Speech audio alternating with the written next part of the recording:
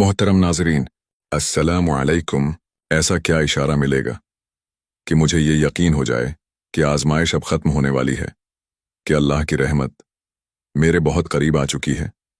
क्योंकि मैं तो तपती रेत पर जख्मी पांव लिए चल रहा हूं और अब सांस नहीं, हिम्मत जवाब दे रही है। कब आएगा वो लम्हा जिसमें टूटे दिल को ये एहसास हो कि सब्र रायगा नहीं गया? कब बदलेगा ये मंजर जिसमें सजदे आंसुओं से भरे रहते हैं और दिल सिर्फ एक बात कहता है, या रब। क्या कभी ऐसा भी होता है कि सब कुछ वैसा ही रहता है, मगर अंदर से लगता है कोई जंजीर हल रही है? क्या ये वो लम्हा है? क्या ये वो इशारा है? क्यों दिल अब मांगता कम है और सजदे तवील होते जा रहे हैं? क्या अल्लाह सुन रहा है? क्या वो मदद भेज रहा है? क्योंकि मैं तो एक बंद कमरे में दीवारों से बातें करने लगा हूं, जहां अल्फाज खत्म और आहें शुरू हो गई हैं। क्या दुआ का रंग बदलना इस बात की अलामत है कि कबूलियत का वक्त करीब है? क्या ये खामोशी किसी तूफान के थमने की खबर दे रही है? क्यों हर शख्स छोड़ गया और अब सिर्फ अल्लाह का नाम दिल में बाकी रह गया? क्या ये तन्हाई दरअसल उस कुर्बत की तैयारी है? क्या यही वो लम्हा है जिसके बाद अल्लाह खुद सामने आता है? क्या जब इंसान टूटकर सिर्फ अल्लाह से लो लगा ले, तो क्या वही पल आजमाइश के इख्तिताम का आगाज होता है? क्यों हर रात अब नींद की बजाय दुआ बन चुकी है? क्यों दिल कहता है कि बस थोड़ा सा और? क्या अल्लाह दिल में डाल रहा है कि करीब हूं, सब्र का फल बस आने को है? क्या जब अल्फाज साथ छोड़ जाएं और सिर्फ आंखें मांगने लगें, तो वही लम्हा दर रहमत के खुलने का होता है? क्या जब इंसान अपने हक में कुछ मांगना छोड़ दे और सिर्फ इतना कहे, या अल्लाह जो तेरे लिए बेहतर है वो दे दे, तो क्या वही दुआ सारी दुआओं का जवाब बन जाती है? तो आज की वीडियो में हम यही सवालात करेंगे जिन्हें शायद आपने कई बार खुद से पूछा हो, मगर कभी अल्फाज न मिले हों। आज अल्फाज भी मिलेंगे और उनमें छिपे वो इशारे भी जो शायद आपको बता दें कि अल्लाह करीब है और आजमाइश अब खत्म होने को है। पहला इशारा, दिल का बोझ एक दिन खुद ब खुद हल्का लगने लगता है, बगैर किसी जाहिरी वजह के। तुम काफी दिनों से टौटे हो, दिल हर वक्त बोझ से दबा रहता है। रात की नींद गई, दिन की रोशनी बेमानी लगती है, न किसी बात में खुशी है, न ही किसी इंसान से उम्मीद। तुमने हर सहारे को आजमा लिया, मगर कुछ भी तो नहीं बदला। तुम ये भी सोचने लगे हो कि क्या ये दुख अब जिंदगी बन चुका है? लेकिन फिर एक दिन तुम उसी हालत में जागते हो, जख्म वही होते हैं, हालात भी वैसे ही, मगर दिल कहता है आज कुछ अलग है, आज हल्का लग रहा है।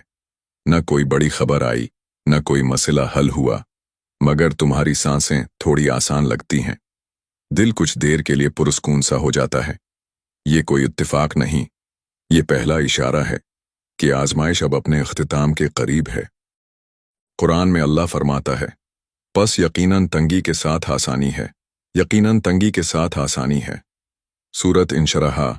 अल्लाह 2 बार इस आयत को दोहरा रहा है ताकि दिल को तसल्ली दे कि अगर आजमाइश है तो उसके अंदर ही अल्लाह ने कोई सुकून भी रख दिया है, और जब वो सुकून खुद ब खुद आने लगे तो समझ लो कि आसानी का वक्त शुरू हो चुका है। सही बुखारी में हदीस मुबारका है, बेशक आजमाइश के साथ जुड़ है, और जब अल्लाह किसी कौम से मोहब्बत करता है तो उनको आजमाइश में डालता है। बस जो राजी रहा उसके लिए रिजा है, और जो नाराज हुआ उसके लिए नाराजगी है। ये इस लम्हे को वाज़ेह करती है। जब तुम आजमाइश में अल्लाह से शिकवा छोड़ देते हो और दिल में राजी हो जाते हो, इसी लम्हे दिल का बोझ हल्का होना शुरू होता है।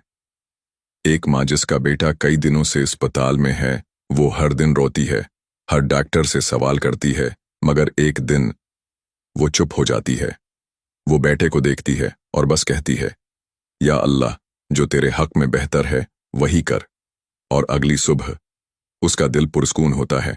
न इलाज बदला, न हालात, बस दिल ने अल्लाह को मान लिया। यही वो लम्हा है जहां आजमाइश टूटना शुरू होती है। अब हमें क्या करना है? जब दिल बोझ के बावजूद हल्का महसूस हो तो फौरन अल्लाह की तरफ लौट जाना है। ये न समझना कि सब ठीक हो गया, बल्कि ये समझना कि अल्लाह तुम्हें अपने करम की तरफ बुला रहा है। یہ وہ وقت ہے جب تمہاری دعا سب سے زیادہ خالص ہو سکتی ہے۔ اسی وقت دل سے کہہ دو، یا اللہ تیرا شکر ہے، تیری طرف پلٹ آیا ہوں۔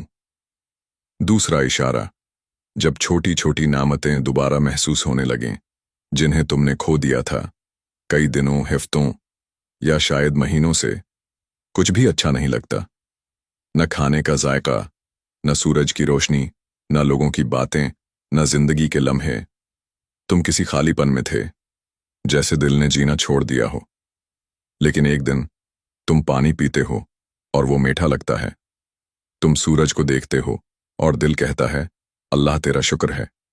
تم سجدہ کرتے ہو اور وہ سجدہ صرف فرض نہیں، قربت بن جاتا ہے۔ یہ وہ لمحہ ہے جب اللہ تمہارے دل کو واپس روشنی میں لا رہا ہوتا ہے۔ قرآن میں اللہ فرماتا ہے، اور اگر تم اللہ کی نعمتوں کو گننا چاہو تو انہیں شمار نہ کر سکو گے۔ بے شک اللہ بڑا بخشنے والا، نہایت رحم والا ہے۔ سورۃ نحل۔ جب انسان آزمائش سے باہر نکلنے لگتا ہے تو وہ نعمتیں جو پہلے بے معنی لگتی تھیں دوبارہ دل کو چھونے لگتی ہیں۔ یہ اللہ کی طرف سے ایک خاموش اشارہ ہے کہ اب میں نے تم پر دوبارہ اپنی رحمت کھولنی شروع کر دی ہے۔ صحیح مسلم کی حدیث مبارکہ ہے، اللہ اپنے بندے پر رحم کرتا ہے، وہ اس کی طرف پلٹنے کے لیے مختلف طریقے آزماتا ہے۔ جب نعمتوں کی قدر دوبارہ دل میں جاگنے لگے تو یہ وہی پل ہوتا ہے جب آزمائش پیچھے ہٹنے لگتی ہے اور اللہ تمہیں واپس سکون کی طرف لا رہا ہوتا ہے۔ اب ہمیں کیا کرنا ہے؟ جب تمہیں وہ چھوٹی چھوٹی خوشیاں دوبارہ چھونے لگیں تو یہ مت بھولو کہ یہ خود تمہاری طاقت نہیں بلکہ اللہ کی رحمت کا دستک ہے۔ فوراً شکر ادا کرو اور اس وقت جتنی زیادہ دعائیں مانگ سکتے ہو مانگو، کیونکہ یہی وہ وقت ہے جب قبولیت قریب ترین ہوتی ہے اور آزمائش کا خاتمہ واضح ہونے لگتا ہے۔